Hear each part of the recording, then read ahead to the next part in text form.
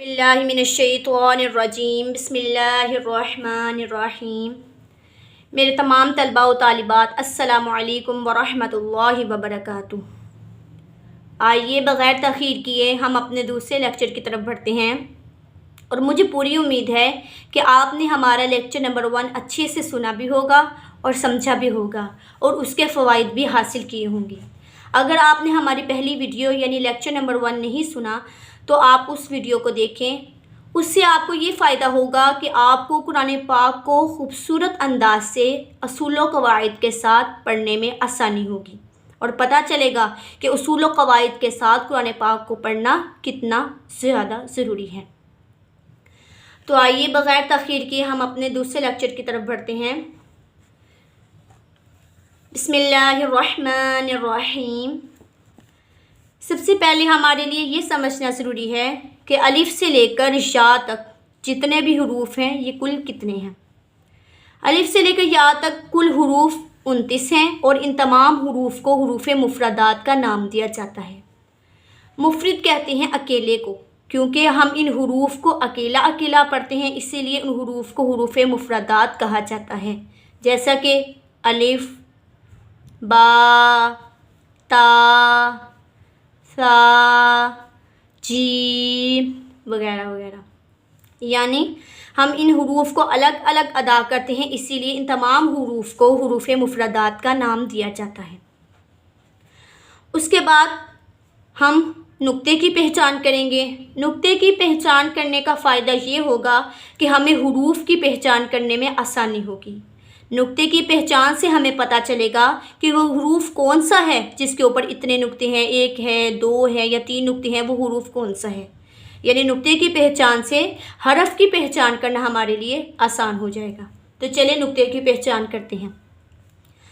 नुक्ते की शक्ल इस तरह की यानी डॉट की तरह की होती है, जिसे नुक्ता कहा जाता है। बाज़ुकात नुक्ता हरफ के ऊपर आता है और बाज़ुकात हरफ के नीचे आता है और बाज़ुकात हरफ के दरमियान में आता है। बाज़ुकात जो नुक्ता होता है वो हरफ के नीचे आता है, जैसा कि बा के नीचे एक नुक्ता, और बाज़ुकात यही एक नुक्ता हरफ के ऊपर आ जाता है, जैसा कि ज़ाल के ऊपर एक नुक्ता, ज़ा के ऊपर एक नुक्ता।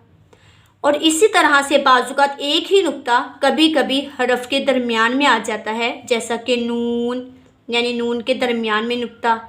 इसके अलावा जीम के दरमियान में नुक्ता। अब ये तो एक नुक्ते की बात हो गई। अब करते हैं 2 नुक्तों की बात। 2 नुक्ते भी बाज़ुकात हुरूफ के ऊपर आते हैं और बाज़ुकात नीचे आते हैं, लेकिन दरमियान में कभी नहीं आते। मिसाल के तौर पर ता के ऊपर 2 नुक्ते, या के नीचे 2 नुक्ते, यानी बाज़ुकात 2 नुक्ते भी हुरूफ के ऊपर और नीचे आते हैं। उसके बाद आ जाते हैं 3 नुक्ते। 3 नुक्ते हैं वो हमेशा हरफ के ऊपर ही आते हैं, वो ना ही हरफ के दरमियान में आते हैं और ना ही हरफ के नीचे आते हैं। मिसाल के तौर पर सा, इसके ऊपर 3 नुक्ते हैं, शीन, इसके ऊपर भी 3 नुक्ते हैं। यानी एक नुक्ता तो कभी हरफ के ऊपर भी आ सकता है, नीचे भी आ सकता है और दरमियान में भी आ सकता है।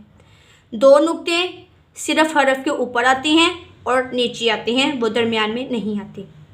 और जो 3 नुक्ते हैं वो हमेशा हरफ के ऊपर ही आते हैं, ना ही दरमियान में आते हैं और ना ही नीचे आते हैं। अब हम पढ़ेंगे हुरूफ़ मनक़ूता के बारे में।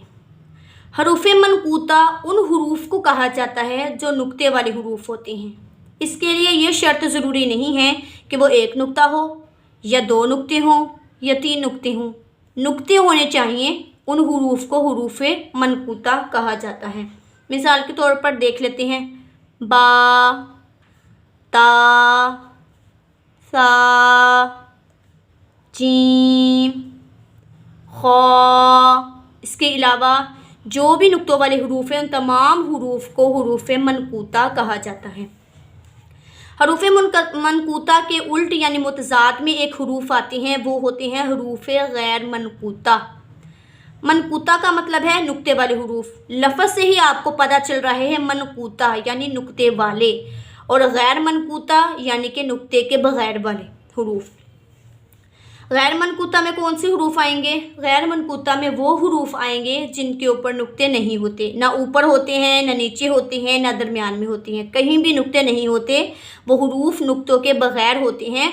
उन हरूफ को हम हरूफ गैर मनकूता कहते हैं। देख लेते हैं, जैसा कि अलिफ, इसके ना ऊपर ना नीचे ना इधर ना उधर कहीं भी नुक्ता नहीं है, ये नुक्ते के बग़ैर हर्फ है, इसीलिए इस हरफ को हम हर्फ गैर मनकूता कहेंगे। इसके अलावा हा, दाल, रा, सीन, स्वाद, इसके अलावा और भी बहुत से हरूफ हैं जिन पर नुक्ते नहीं होते। उन तमाम हरूफ को हम हरूफ गैर मनकूता का नाम देंगे। अब हम पढ़ लेते हैं कि जिन हरूफ के ऊपर नुक्ते होते हैं उन हरूफ का क्या नाम है, और जिन हरूफ के नीचे नुक्ते होते हैं उन हरूफ का क्या नाम है, और जिन हरूफ के दरमियान में नुक्ते होते हैं उन हरूफ का क्या नाम है। सबसे पहले हम पढ़ेंगे जिन हरूफ के ऊपर नुक्ते होते हैं उन हरूफ को हरूफ फ़ौक़ानी कहा जाता है। फ़ौक़ का मतलब ऊपर होता है, इसीलिए जिस भी हरफ के ऊपर नुक्ते होंगे उन हरूफ को हरूफ फ़ौक़ानी कहा जाएगा। इसके लिए भी ये शर्त ज़रूरी नहीं है कि हरफ के ऊपर एक नुक्ता हो या दो नुक्ते हों या तीन नुक्ते हों। नुक्ते होने चाहिए ऊपर, हरफ के ऊपर नुक्ते होने चाहिए। उन हरूफ को हम हरूफ फ़ौक़ानी कहेंगे। मिसाल के तौर पर ता, इसके ऊपर नुक्ते हैं, चाहे दो हों चाहे तीन हों। सा, इसके ऊपर नुक्ते हैं। ज़ा, इसके ऊपर नुक्ते हैं। लाल, इसके ऊपर नुक्ता है। यानी जिन हरूफ के ऊपर नुक्ते होंगे उन हरूफ को हरूफ फ़ौक़ानी कहेंगे। उसके बाद आ जाते हैं हरूफ तहतानी। हरूफ तहतानी उन हरूफ को कहा जाता है जिन हरूफ के नीचे नुक्ते होते हैं। मिसाल तहत कहते हैं नीचे को, यानी जिन हरूफ के नीचे नुक्ते होंगे उन हरूफ को हरूफ तहतानी कहा जाएगा। उसके बाद हम पढ़ेंगे हरूफ मुतवस्सिता। हरूफ मुतवस्सिता जिन हरूफ के दरमियान में नुक्ते होते हैं उन हरूफ को हरूफ मुतवस्सिता कहा जाता है। जैसा कि जीम, इसके दरमियान में नुक्ता है, नून, इसके दरमियान में नुक्ता है, और इन हरूफ को हम हरूफ मुतवस्सिता कहेंगे। अब हमें ये तो समझ आ गई कि नुक्ता क्या होता है, कम से कम नुक्ते कितने होते हैं, ज़्यादा से ज़्यादा नुक्ते कितने होते हैं, और जिन हरूफ के ऊपर नुक्ते होते हैं उन हरूफ को क्या कहा जाता है, जिन हरूफ के नीचे नुक्ते होते हैं उन हरूफ को क्या कहा जाता है, और जिन हरूफ के दरमियान में नुक्ते होते हैं उन हरूफ को क्या कहा जाता है। उसके अलावा हमने ये भी पढ़ा कि जो हरूफ नुक्ते वाले होते हैं उन हरूफ को क्या कहा जाता है, और जो हरूफ नुक्तों के बग़ैर होते हैं उन हरूफ को क्या कहा जाता है। आज का हम अपना लेक्चर यहीं पर इख्तिताम पज़ीर करते हैं। मुझे पूरी उम्मीद है कि आपको हमारी ये वीडियो पसंद आई होगी। अगर आपके जहन में इस तख्ती के बारे में यानी सबक नंबर 1 यानी लेक्चर नंबर 2 के बारे में अगर कोई भी सवाल हो तो आप कमेंट बॉक्स में सवाल कर सकते हैं। मैं हद्दुल इम्कान इसका जवाब देने की कोशिश करूँगी। आज हमने नुक्तों के बारे में पढ़ा। कल हम इसी हरूफ मुफरदात के लेक्चर में हम पढ़ेंगे नरमी से अदा होने वाले हरूफ, सख्ती से अदा होने वाले हरूफ, सीटी से अदा होने वाले हरूफ, यानी ये तमाम हरूफ के बारे में हम अपने अगले लेक्चर में पढ़ेंगे। अगर आपके पास कोई सवाल हो तो आप पूछ सकते हैं। मैं हद्दुल इम्कान इसका जवाब देने की कोशिश करूँगी। अल्लाह ताला हमारी इस काविश को कबूल मंजूर फरमाए। अगर आपको हमारी ये वीडियो पसंद आई हो तो इसे सब्सक्राइब करें, लाइक करें एंड शेयर करें ताकि हम कुरान की तालीम को ज़्यादा से ज़्यादा फैला सकें। अल्लाह ताला हमारी इस काविश को कबूल फरमाए। मिलते हैं अपनी एक और नई और मालूमाती वीडियो के साथ।